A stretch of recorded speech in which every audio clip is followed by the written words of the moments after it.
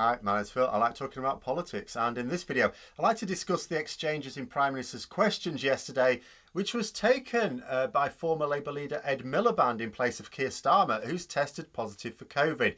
But as well as the questions, what was interesting was the sight of Boris Johnson in a face mask in Parliament. Someone who had poured scorn on the idea of wearing them in Parliament after Freedom Day. In fact, quite a few of the front bench were wearing them.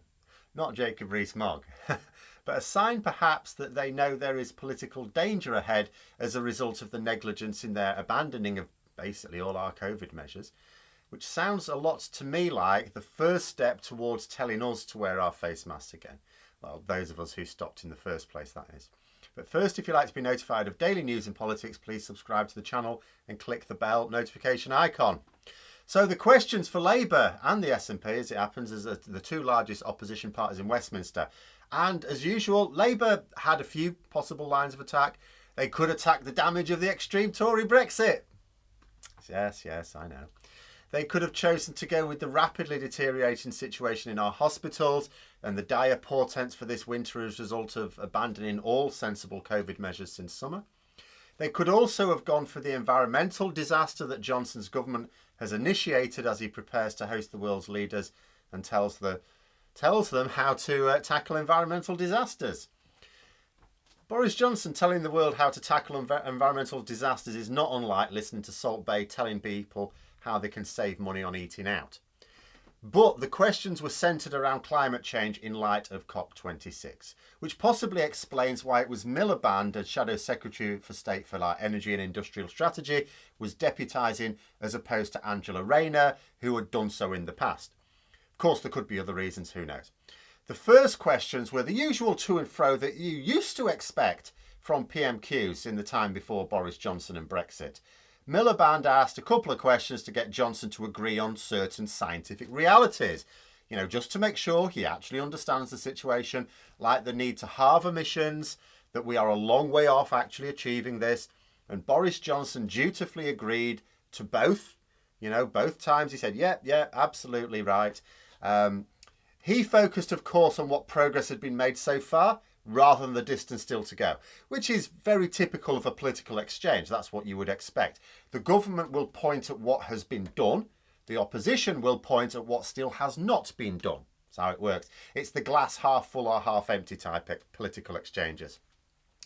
But then Milliband suggested that Johnson's focus should be on 2030, not 2050. He was a little bit wary of trying to suggest, we're going to have this done by 2050. And he said, well, it's easy to promise things for 2050. Says we need to focus on what we're doing now for the much shorter deadline of 2030. Because what happens in 2050, there'll be several more prime ministers before then, won't there? And I was thinking, well, you could say the same about Brexit, really, couldn't you? We're now being promised benefits in a generation or two, rather than immediately. They were going to be immediate. Now it's, you can't have them immediately. They'll be around in about 10 or 20 years' time. Don't you worry about that. Maybe 50 on the outside. But anyway, Johnson then decided to take a swing and said that you can't go further than what people are willing to do, and that even Good Morning Britain criticised Labour's climate change plans. Even the mighty Good Morning Britain, a TV breakfast show. Note that Johnson didn't say that an independent eco-scientific research group had poured cold water on Labour's plans for going too far, but a TV show, breakfast time. Two people sat on a sofa said that your plans were a load of rubbish. Are they scientists? No? Right then. Not sure I'd have minded that response at all. I might have actually been laughing. I think I might have come back myself in the same position by pointing out that Boris Johnson seems to be admitting that Labour have more ambition in their climate change plans than the Conservatives do under the current leader, and that bereft of independent experts to criticise Labour's plans, he has to turn to a breakfast show on the telly. Unfortunately, Milliband didn't do that. He took the same line as Starmer last week and said that Johnson shouldn't be trying to score party political points on something as serious as this. Then asked if Johnson thought that he'd made agreements at the summit more difficult to arrange due to the cuts to international aid. poking at another sore point for Conservative MPs who were not at all impressed with that manifesto promise broken. but also practical, because it does make it harder. If you're trying to get agreements with other countries when you've just shafted them, reasonable question. Johnson responded that his government had kept its commitment on climate finance. There's a couple of things I thought at this point. I had to have another read through the Conservative Party manifesto just to make sure. But the first thing is that, well, first of all, it's irrelevant to the question. The question was asking, do you think it's going to be more difficult to persuade other countries to do something that we want them to do when you have broken a promise to them for something they benefit from? Johnson seems to be suggesting that other countries should be cool with it because he hasn't broken all of his promises to them. Oh yeah, I might have broken my promise on international aid, but I've kept my promise on climate finance. Okay. Second thing I would say though is, what commitment to climate finance? In the Conservative Party manifesto, his manifesto, it said what they'd done on climate finance, which wasn't what he'd done, by the way, because he'd only just come into power. But he said what had been done in climate finance, but there was no pledge for continued or future moves at all. It just said, we've done this. The royal we there. No, and we are going to do this, or we're going to continue this commitment. There was none of that in the manifesto. Not hard for even Boris Johnson to keep a promise that he never made. And I noticed that he ended his answer by saying it was for other world leaders to rise to the challenge. In other words, someone else will deal with this. I've done as much as I'm prepared to do or are capable of doing. It's for other people now to clear up. Milliband then read out a short list of environmental failures of Johnson's government and said that this was undermining the work of COP26. Johnson disagreed, of course, but tried to cite Russia as an example of its success. Russia. Now, correct me if I'm wrong, but Russia's head of government has said that he's refusing to attend the summit. I'm not sure I'd have pointed to a Russia who won't send their leader to what is meant to be a monumental event in modern human history as a shining beacon of the summit's success. Oh yeah, for the success of COP26, just look at the example of Russia. Vladimir Putin's refusing to attend. Then Johnson went on his usual grandstanding at the end, saying that the country would still be in lockdown if Labour were in charge. I mean, if only there were a country where a Labour government is in charge that we could compare it with. Let me think. What about New Zealand? Oh, yeah, they seem to be managing it pretty well.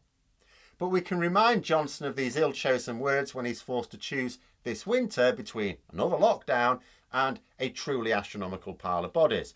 The terrible thing is, I don't even know which one he's going to pick. Then Ian Blackford for the SNP. He decided to go with an international line, the humanitarian crisis in Afghanistan, as over 3 million children under 5 are in danger of acute malnutrition. He asked what the government was doing. This would be the same government, I will remind you, that twice tried to subject millions of our own children to acute malnutrition during school holidays last year. As far as I know, he's still trying it now. Johnson simply responded that they were working with NGOs. Now, Blackford suggested that it seems like the government are washing its hands of their responsibility. Fairly outrageous thing to say, really. It's not like Johnson to deny all responsibility for the trail of destruction he leaves in his wake, is it? But Blackford also pointed to resettlement scheme promises being broken. Now, this is on much stronger ground, because in truth, given the mess over the withdrawal of Afghanistan, which I repeat was only partly Johnson's fault, and he does not even carry the bulk of the responsibility, at the end of the day, once the United States had decided to pull out, limited amounts we could do. We could have done better, but there was limited amounts we could do. But with a caring Afghan government, obviously there would have been no excuses for not helping because we could have engaged with them. The Taliban aren't exactly about looking after their slaves. Sorry, I mean citizens. They're not really about the engagement. But resettlement schemes are within our power because we're talking about, people coming here. And that was within our promises, and failure on this score is absolutely within the government's power to rectify. Johnson just responded with the answer that we are going to resettle 20,000 Afghans. But we won't, will we? And with Johnson, it's always about what we're going to do. Never when, and never able to say that he's met his earlier promises. It's always what's going to happen in future. We're going to do these great things. We might have more faith if a single promise of achievements to come had ever been successfully concluded in his 2 years as Prime Minister. He's been head of government for over 2 years now. What can he point at that he's actually done that's benefited us? I'll also just throw into the mix, don't usually do this, go on to others, but shortly after these questions, DUP leader Sir Geoffrey Donaldson asked the Prime Minister to agree with himself, which is something he rarely minds doing, and noting that the conditions have been met to trigger Article 16, Northern Ireland Protocol and all that. Johnson agreed completely and said that yes, absolutely the conditions have been met. And I note that this is round about the time the government threatened to invoke their made-up clause. And yet Johnson responded as if the EU was still required to make rapid progress. He said, talks about rapid progress. They must make rapid progress or else he'd do it. His pet Brexit minister said that weeks ago, and they've done nothing. How rapid is rapid exactly? We were given a few weeks ago to imagine it would be in a few weeks. So round about the end of October, if the EU hadn't done what we'd said, we were going to be triggering this Article 16. I mean, bluffing or waiting for what they think is a good time to start a trade war with the economic giant on our doorstep, I do not know. I suspect we'll have to wait. But that was PMQs this week. It was followed by the budget, which is also going to be coming on later today. There's some interesting things in there. But until then, those are my thoughts. Let me know yours in the comments below. Hope you found the video interesting. If you did, don't forget to click the like button. If you'd like to support the channel further, please click the Patreon link for details. And until next time, I'll see you later.